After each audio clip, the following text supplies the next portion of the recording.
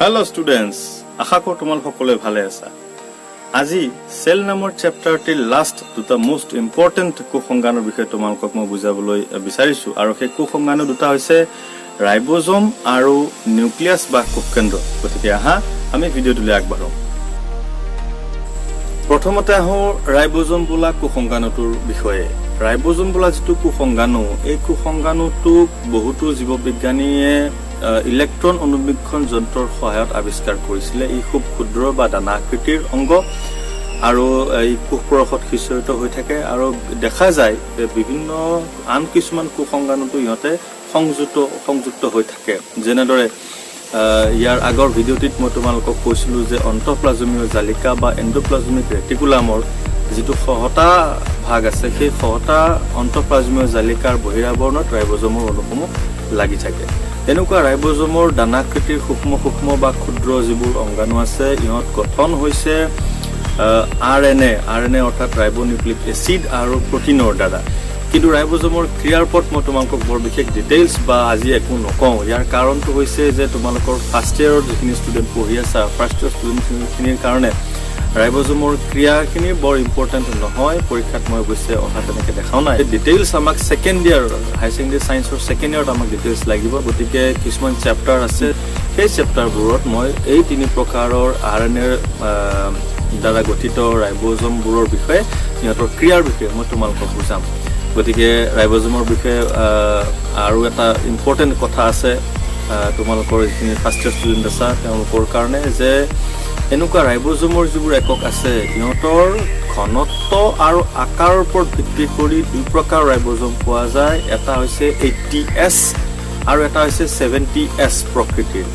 এই এছ বোলা যিটো শব্দ মই ক'লো তোমালোকক, এছটো হৈছে ছেডবাৰ্গ ইউনিট বা ছেডবাৰ্গ একক। ছেডবাৰ্গ নামৰ বৈজ্ঞানিক এজনে এই এককটোক উলিয়াইছিলে, আৱিষ্কাৰ কৰিছিলে। আৰু এইটো হৈছে তোমালোকে এনেই মনত ৰাখিবলৈ তোমালোকে ধৰিব পাৰা যে ইহঁতৰ অৱক্ষেপন গুণাংক অৰ্থাৎ ইয়াৰ ঘনত্ব আৰু আকাৰৰ ওপৰত ভিত্তি কৰি ইহঁতক এটা এককত জোখা যায় আৰু সেই এককটো হৈছে ছেডবাৰ্গ একক, ছেডবাৰ্গ ইউনিট। সংকোষ কেন্দ্ৰীয় যিবোৰ কোষ আছে, এনেকুৱা কোষবোৰৰ ভিতৰত 80S যি প্ৰকৃতিৰ ৰাইবোজম পোৱা যায় আৰু প্ৰকোষ কেন্দ্ৰীয় যিবোৰ কোষ বা জীৱ আছে, এনেকুৱা জীৱবোৰত বা কোষবোৰত 70S প্ৰকৃতিৰ ৰাইবোজমহে পোৱা যায়। গতিকে আৰু বৰ বিশেষ ডিটেইলছ ৰাইবোজমৰ বিষয়ে তোমালোকৰ লগত আলোচনা নকৰি এতিয়া আমি আহো আমাৰ কোষ অংগাণুৰ দ্বিতীয়টো অংশলৈ। আৰু দ্বিতীয়টো হৈছে সকলোতকৈ ইম্পৰ্টেণ্ট কোষ এটাৰ ভিতৰত। ই হৈছে প্ৰাণকেন্দ্ৰ আৰু সেইকাৰণে ইয়াক কোৱা হৈছে কোষ কেন্দ্ৰ বুলি কয়। কোষ এটাৰ ভিতৰত সকলোতকৈ প্ৰধান কোষ অংগাণু হৈছে কোষ কেন্দ্ৰ বা নিউক্লিয়াছ।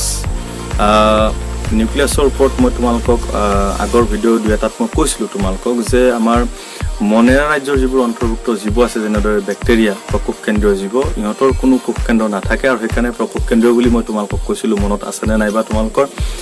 এই যে সংকোষ কেন্দ্ৰীয় কোষবোৰৰ ক্ষেত্ৰত নিউক্লিয়াছ বা কোষ কেন্দ্ৰ পোৱা যায়, ইহঁতৰ গঠন আৰু ক্ৰিয়া আন কোষ অংগাণুসমূহতকৈ সাংঘাতিক ধৰণে পৃথক আৰু অকণমান স্পেচিয়েল। 1831 চনত ৰবাৰ্ট ব্ৰাউন নামৰ এজন জীৱবিজ্ঞানী আছিলে, যিয়ে নেকি প্ৰথমে ইয়াক নামাকৰণ কৰিছিলে নিউক্লিয়াছ বুলি। এনেকুৱা এটা নিউক্লিয়াছ বা কোষ কেন্দ্ৰ যদি তোমালোকে কিতাপখনত চোৱা, ছবিটো যদি তোমালোকে সন্মুখত লৈ অধ্যয়ন কৰা, তেনেহ'লে পাবা যে কোষ কেন্দ্ৰটো আছে কোষ পৰশৰ একেবাৰে মাজত বা কোষটোৰ একেবাৰে মাজত। কিন্তু কথা নহয় যে প্ৰতিটো কোষৰ ক্ষেত্ৰত সি মাজতে থাকিব লাগিব, অকণমান ইফাল সিফাল হৈও থাকিব পাৰে।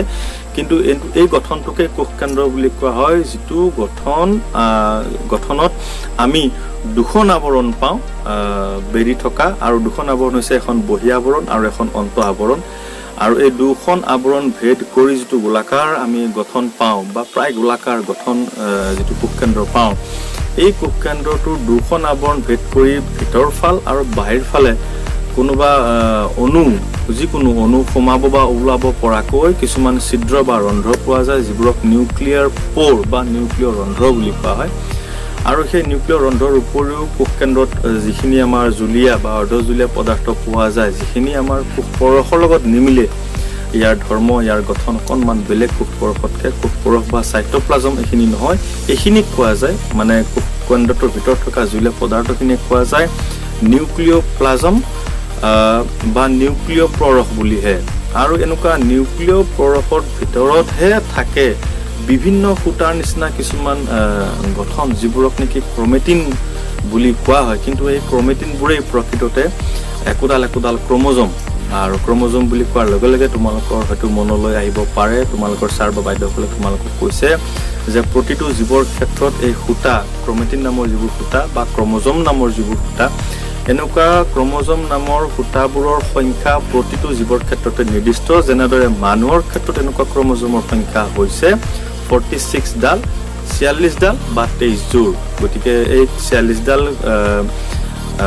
ক্ৰোমোজোম অকল তোমালোকে মানুহৰ কোষ কেন্দ্ৰতহে পাবা বেলেগৰ জীৱৰ ক্ষেত্ৰত পোৱা নাযায় সবৰে বেলেগ বেলেগ হয় আৰু এনেকুৱা ক্ৰোমোজোম নামৰ যিবোৰ সূতা আছে এনেকুৱা সূতাবোৰৰ ভিতৰতে জীৱটোৰ চৰিত্ৰ বহনকাৰী আনুবংশিক পদাৰ্থ DNA বা ডিঅক্সি ৰিবোনিউক্লিক এচিড পোৱা যায় একোডাল ক্ৰোমোজোমত একোডাল DNA থাকে আৰু সেই কাৰণে মানুহৰ একোটা কোষ কেন্দ্ৰত বিশেষকৈ দৈহিক কোষ কেন্দ্ৰত 46 ডাল ক্ৰোমোজোম বুলি কোৱাৰ উপৰিও 46 ডাল বা 46 ডাল DNA থাকে বুলি কোৱা হয় তাৰমানে তোমাৰ আৰু মোৰ আমাৰ দেহৰ যিকোনো এটা দেহৰ কোষ এটা যদি আমি আনি ইলেক্ট্ৰন মাইক্ৰোস্কোপত চাওঁ তেনেহ'লে ইয়াৰ কোষ কেন্দ্ৰৰ ভিতৰত আমি 46 ডাল ক্ৰোমোজোম বা 46 ডাল DNA পাম গতিকে কোষ কেন্দ্ৰটোৰ ভিতৰত আমাৰ সকলোতকৈ ইম্পৰ্টেণ্ট মনত ৰাখিবলগীয়া আৰু প্ৰধানভাৱে পঢ়িবলগীয়া পইণ্টখিনি হৈছে অকল আমাৰ ক্ৰোমোজোমখিনিয়ে গঠনখিনিৰ বিষয়ে তোমালোকক মই অকণমান ক'লোঁ তোমালোকে নিজাকৈও অকণমান কিতাপত পঢ়ি চাবা আৰু আজিৰ ভিডিঅ'টিত তোমালোকক মই এই দুটা কোষ সংজ্ঞানৰ বিষয়ে আলোচনা কৰি আমাৰ যিটো কোষ নামৰ চেপ্টাৰ আমি আৰম্ভ কৰিছিলোঁ মই এই চেপ্টাৰটো শেষ কৰিলোঁ আশা কৰোঁ তোমালোকে ভিডিঅ'টো চাই ভাল পাবা আৰু যদি সঁচাকৈ ভাল পাইছা তেনেহ'লে মই প্ৰতিবাৰে কোৱাৰ নিচিনাকৈ তোমালোকে লাইক ছাবস্ক্ৰাইব আৰু নিজৰ বন্ধু বান্ধৱীসকলৰ মাজত শ্বেয়াৰ কৰিবলৈ যাতে নাপাহৰা গতিকে এইখিনিয়ে তোমালোকৰ পৰা আশা ৰাখি তোমালোকক পুনৰ নেক্সট ভিডিঅ'টিত লগ পোৱাৰ প্ৰতিশ্ৰুতিৰে আজি তোমালোকৰ পৰা মই বিদায় ল'ম ধন্যবাদ